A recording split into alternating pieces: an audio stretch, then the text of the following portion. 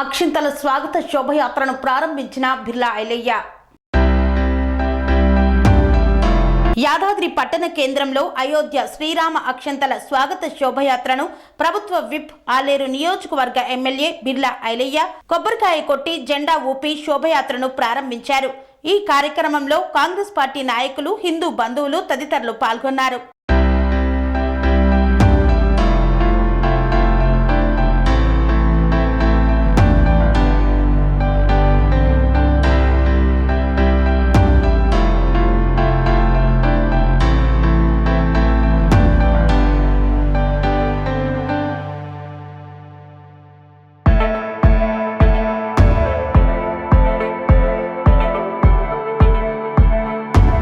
శ్రీ అవధూతాశ్రమము, బోధానంద సత్యారామూర్తి ఆర్యుల గోసేవాశ్రమము మరియు వృద్ధాశ్రమము పడాల.